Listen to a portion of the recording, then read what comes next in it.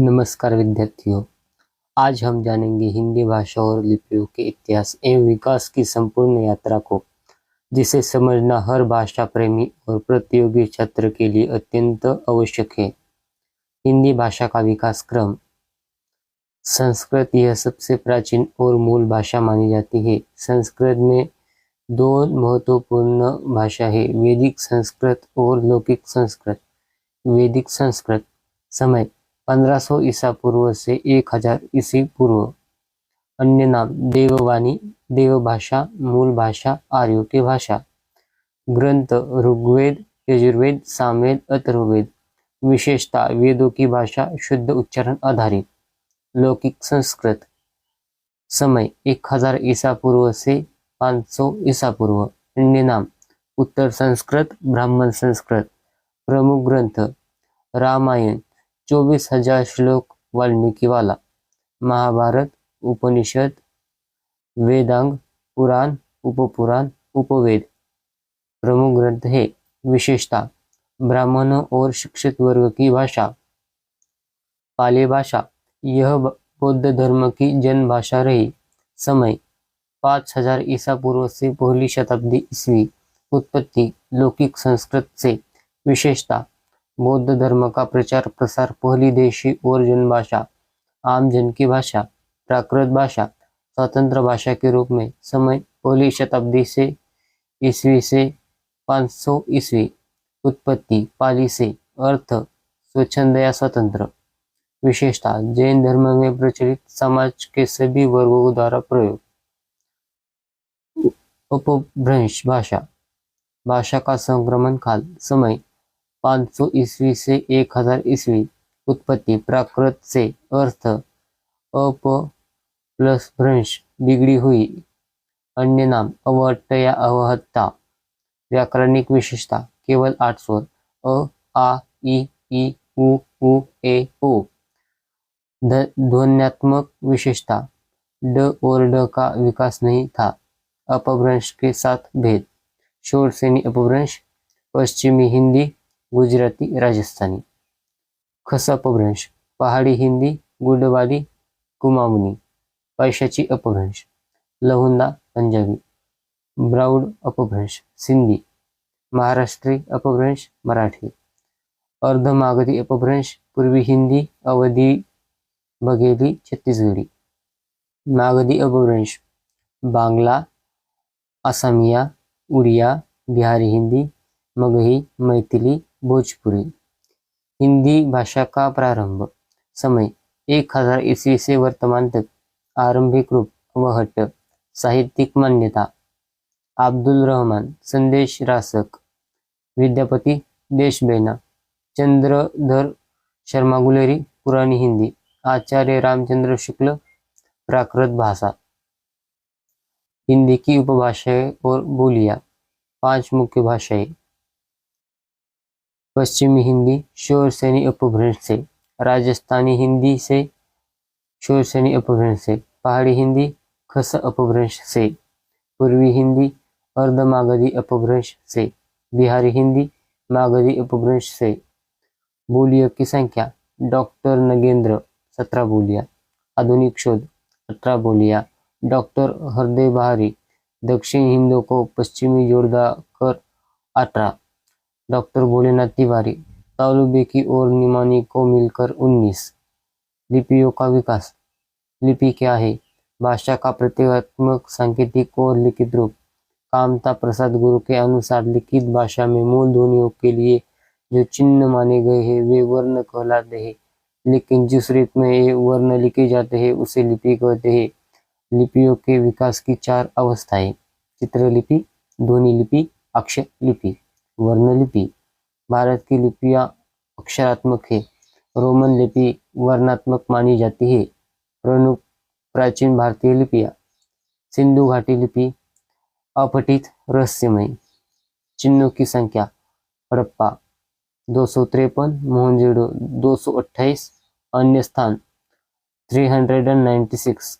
खरोष्टी लिपि समय 5वीं शताब्दी ईसा पूर्व। स्थान शाहबाजगढ़ी, मनसेहरा। दिशा दाएं से बाएं। वर्ण 37। नाम का अर्थ गधे का मुंह या गधे का होठ। विद्वान का वानसुलिंडा राजबली पांडे, डॉक्टर सुनीता कुमार चटर्जी। तीसरी, ब्राह्मी लिपि, सबसे पुरानी प्रमाण, पीर पिपर हवा सोहगोरा भामेर। भारतीय उत्पत्ति सिद्धांत, एडवर्ड थॉमस द्रविड, जगत मोहन वर्मा, वैदिक चित्रलिपि, डॉक्टर राजबली पांडे, सिंधु लिपि से, डॉक्टर भोलेनाथ तिवारी, हड़प्पा मोहनजोदड़ो से। विदेशी सिद्धांत, जेम्स प्रिंसेस बुलर, अल्केमुलर, यूनानिया फोनिशियाई से। प्रो बुलर के अनुसार 41 वर्ण 9 स्वर प्लस 32 व्यंजन थे। देवनागरी लिपि का देवनागरी लिपि का उत्पत्ति और विकास। देवनागरी लिपि की उत्पत्ति ब्राह्मी लिपि से हुई है। ब्राह्मी लिपि की उत्तर शैली से गुप्त लिपि 4वीं से 5वीं शताब्दी और फिर कुटिल लिपि का विकास हुआ। इसी कुटिल लिपि से 9वीं सदी में देवनागरी लिपि और 10वीं सदी में शारदा लिपि का विकास हुआ। डॉक्टर बुलर ने कुटिल लिपि को सिंधु मातृका लिपि कहा है। 588 से 79 ईस्वी का बोध गया अभिलेख कुटिल लिपि में है। देवनागरी लिपि के प्राचीन नाम, नागरी द्वितीय, नागर में प्रचलित होने के कारण देवनागरी नाम पड़ा।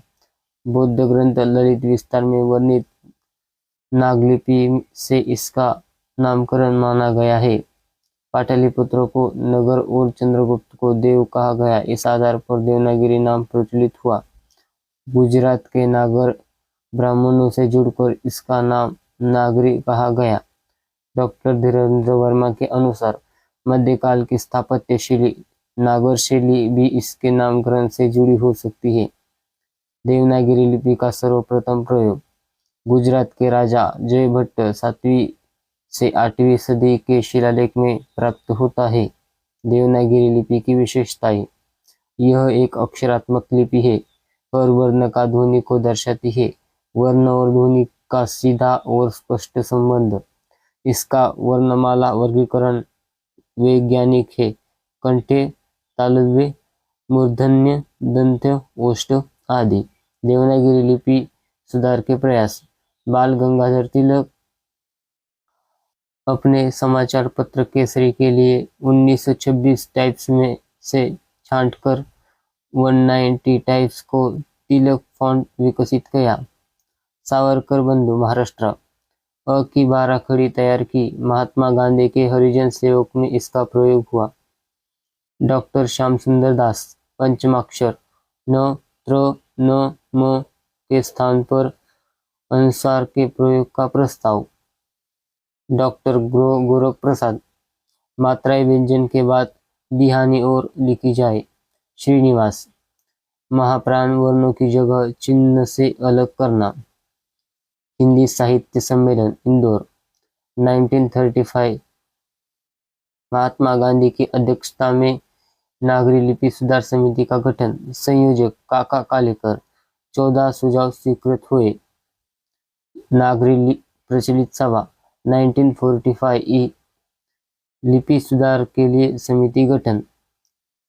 8वां, उत्तर प्रदेश 31 जुलाई 1947, अध्यक्ष आचार्य नरेंद्र देव। 9वीं बैठक हुई। रिपोर्ट 25 मई 1949 को प्रस्तुत। 9वां, लिपि सुधार परिषद 1953, अध्यक्षता डॉक्टर सर्वपल्ली राधाकृष्णन। उद्देश्य राज्यों से सुझाव लेकर लिपि सुधार की दिशा में कार्य। 10वां, डॉक्टर सुनीति कुमार चटर्जी, उन्होंने देवनागरी के स्थान पर रोमन लिपि को स्वीकारने का सुझाव दिया। विवादास्पद विचार। पाली भाषा की विशेषताएं। पाली का स्रोत त्रिपिटक बौद्ध ग्रंथ से, गौतम बुद्ध के उपदेश, अशोक के अभिलेख। पाली शब्द की उत्पत्ति, पंक्ति, पाली अर्थात जन भाषा या ग्रामीण भाषा।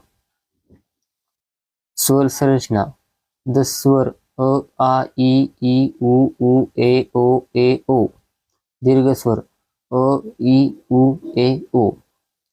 ए और ओ जटिल नहीं, संयोजन स्वर। संयुक्ताक्षर, संयुक्ताक्षर के संयुक्त स्वर लुप्त।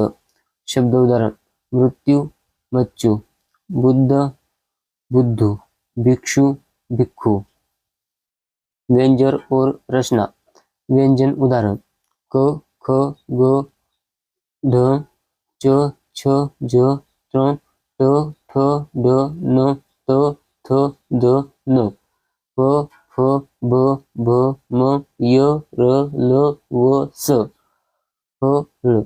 संयुक्त: ख, ग, झ, ड, त, ढ, न, य, व आदि। व्याकरणिक विशेषताएं: लिंग भेद का लोप, स्त्रीलिंग भी पुल्लिंगी की तरह व्यवहार। क्रिया से तलुप्त, पठति, पठति। कर्म, अपादान और अधिकरण में भेद मिटा। संयोजकता प्रवृत्ति, संस्कृत शब्दों को सरल बनाना। उदाहरण: बन, रस्सी। वप, पित्ता। देक्कानी, दक्कन। ध्वनि परिवर्तनों के उदाहरण: रेफ का लोप, कर्म, कम्म, धर्म, धम्म। र के स्थान पर य, प्रिय, पिय। क, ग, ज, उत्त, उत्त की जगह पूज्य। श, स, छ, क्षमा, क्षमा। न, ल, नखम, नक्षम। क्रिया रूपांतरण: लुट लकार, अश्य, इस्सु। उदाहरणार्थ: करिष्यति, करिष्यति। पठिष्यति, पठिष्यति। भूतकाल का विकास: स्थिर, स्थित, टिअ। भुवर्ती, भुंगती, भूत, हुआ। निष्कर्ष: यह संपूर्ण विवरण हिंदी भाषा और लिपियों के इतिहास में देवनागरी लिपि और पाली भाषा का विशिष्ट भूमिका को स्पष्ट करता है। यह यूपीएससी के हिंदी साहित्य वैकल्पिक विषय के लिए अत्यंत महत्वपूर्ण और साथ ही भारतीय भाषा विज्ञान की समृद्धि को विरासत दर्शाता है। प्राकृत। परिचय: प्राकृत भाषा विश्व की प्राचीनतम भाषा संस्कृत से विकसित हुई है। संस्कृत के दो प्रमुख रूप माने जाते हैं, वैदिक संस्कृत और लौकिक संस्कृत। इन्हीं से पहली आर्य भाषा पाली और दूसरी आर्य भाषा प्राकृत का उदय हुआ। प्राकृत के अध्ययन के स्रोत: प्राकृत बौद्ध और जैन साहित्य प्रमुख रूप से मगधी और अर्धमगधी प्राकृत में रचे गए हैं। मुख्य ग्रंथ: सेतुबंध, गौड़बोध महाकाव्य, गाथा शताब्दी, वल्लजगल खंडकाव्य। इन साहित्यिक स्रोतों से प्राकृत की भाषिक प्रवृत्तियों का विश्लेषण संभव होता है। द्वितीय, प्राकृत का संस्कृति से संबंध। यह विवाद का विषय रहा है कि प्राकृत संस्कृत से निकली है या इसके विपरीत। हेमचंद्र मार्कंडेय, विश्वदेव आदि का मानना है कि संस्कृत देववाणी है और प्राकृत उससे उत्पन्न हुई है। वही निमि जैसे विद्वान कहते हैं कि प्राकृत लोक भाषा रही और संस्कृत उसका अभिजात रूप है। तीसरा, प्राकृत की अवस्थाएं। वैयाकरण किशोरीदास वाजपेयी के अनुसार प्राकृत का विकास 3 अवस्थाओं में हुआ। पहली, प्राकृत पाली बौद्ध आगमन की कुशीलिन शैली। दूसरी, प्राकृत। तीसरा, प्राकृत अपभ्रंश भी कुछ विद्वानों के अनुसार इसी चरण में आता है। प्राकृत का स्वरूप लौकिक संस्कृत से जुड़ा हुआ है, किंतु समय के अंतर में इसकी ध्वनि और व्याकरण में अंतर आ गया। चौथा, प्राकृत की भाषागत विशेषताएं। ध्वनि संरचना की विशेषताएं। विसर्ग का लोप। वीर, वीर की जगह वीरो। देव, देव। प्रश्न, पन्नो। म व्यंजन का ह्रास। य, यम, जसु। युग, जुग। संयुक्त व्यंजन का सरलीकरण और दीर्घलीकरण। मृत्यु, मिच्चु, मिच्च। जिरा, जिबा, जिब। समान वर्णों की आवृत्ति। दिल्ली, पल्लव, कुत्ता आदि। व्याकरणिक संरचना। कारक रूपों में एक रूपता। संप्रदान और संबंध कारकों के रूप में समान। कर्ता और कर्म के बहुवचन भी एक से। क्रिया रचना उदंतों का प्रयोग, भूतकाल में क्रियाओं का रूप प्रदंत गया, लिंग भेद बन गए और पुरुष भेद समाप्त। परसर्गों का विकास, कय के और मिज्ज, कालांतर में का, के, की, में। शब्दकोशीय प्रवृत्तियां, संस्कृत शब्दों को सरलीकरण के कारण पुनर्स्थानीकरण की प्रवृत्ति दिखाई देती है। उचित उद्धट, उड़गट, पुनर्उचित उद्गट, अति अट्ट पुनः अति। निष्कर्ष, पाली मध्यकालीन आर्य भाषाओं में सबसे पहले विकसित हुई है। प्राकृत भाषाएं संस्कृत से अलग होकर जन भाषा बनी और हिंदी की ओर अग्रसर हुई। उदाहरण, धम्मचक्र पवस्तसुत्त से उदाहरण, चोचाय भिक्ख कामेषु काम सुखालिका नुयोगे हिनो गम्मो पोथजा जिनको अनरिये अनस्त, अर्थात भिक्षु यह खाओ पियो मौज करो वाला मार्गहीन ग्राम्य अनार्य और अनर्थिकारी है।